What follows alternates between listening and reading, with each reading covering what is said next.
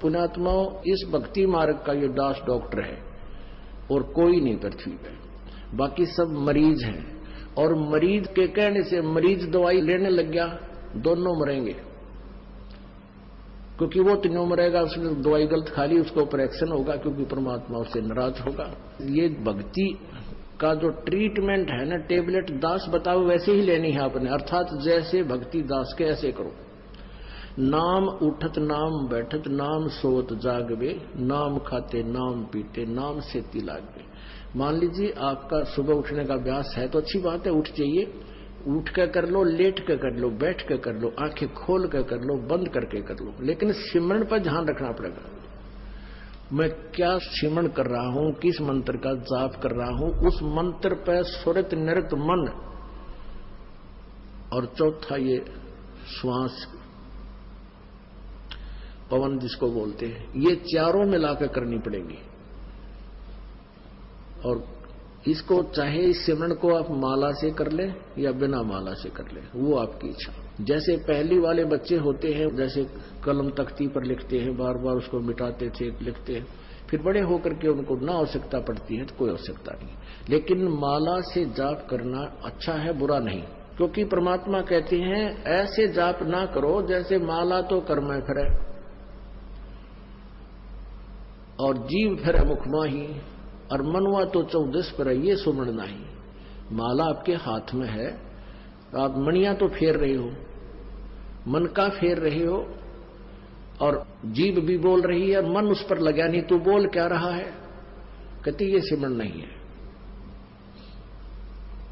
कर का मन का डार के मन का फेर, यानी केवल हाथ से मन का फेर रहा, इससे नहीं लाभ होगा।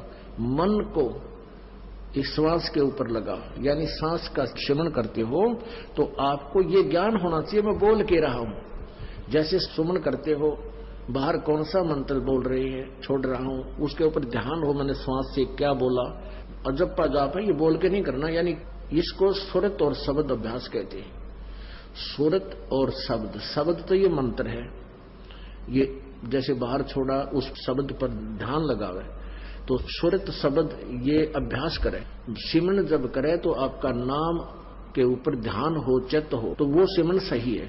अंदर कौन सा लिया, क्या बोला, तो ये तो सिमरण है सही। और वैसे आप श्वास चल रहा है, आप ध्यान कहीं घूम रहे हो, कहीं जा रहा तो वो नहीं। जैसे आप प्रथम मंत्र जाप करते हो, उसमें भी मैं क्या बोल रहा हूं, पहला मंत्र क्या बोला जा रहा है, दूसरा भी, तीसरा भी, उसके ऊपर ध्यान रहे मैं के बोल रहा हूं।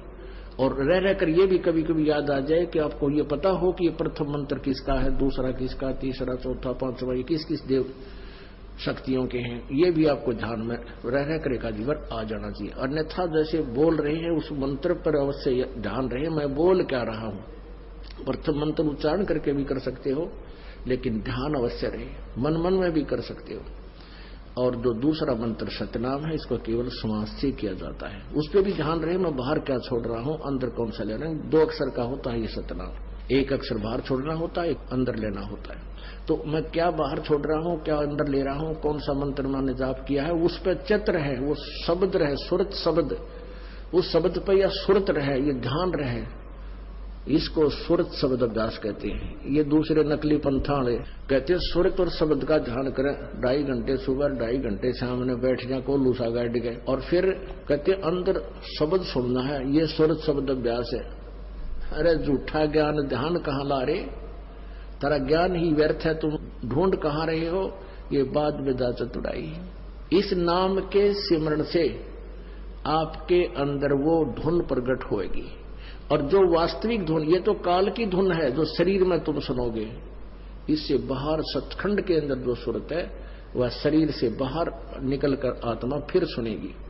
शरीर में रहते हुए आपका एकदम सूक्ष्म शरीर बाहर चढ़ेगा और फिर वो धुन सुनाई देगी। शरीर में रहते हुआ धुन परले पार वाली नहीं सुन सकते, ये मूर्ख बना रखा था हमारे को। सुरत शब्द अभ्यास का गाटा जोड़ रहे थे और सुरत का बेरा न शब्द का पता।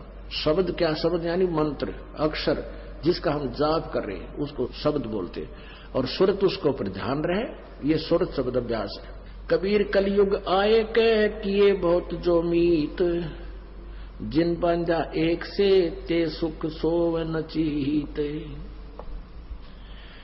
कबीर गुरु मर्याद न भक्तिपन, नहीं पिया का अधिकार, कहे कबीर व्यभिचारिणी का कहीं नहीं सत्कार।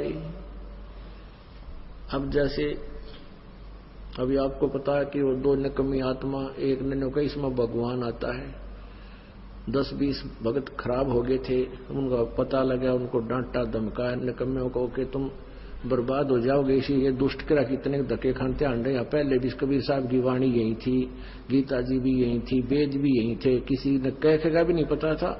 इस दास से थोड़ा बहुत ज्ञान सुन के पंसारी बनना चाहते हैं। हमने तो बड़े बड़े ढाणे हैं, ये दो कुतरू फेर पैदा होते हैं। कहते हैं संगत माए कुसंगत उपजा, जैसे बन में बांस, पाग किस आग लगा दे करे बनखंड का विनाश।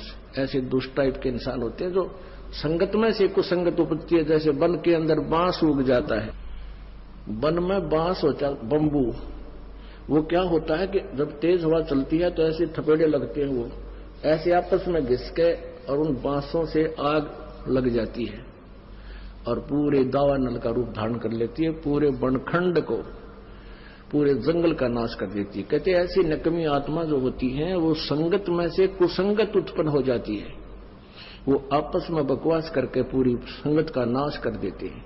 तो ऐसे कीड़ों से भी हमने सावधान रहना चाहिए।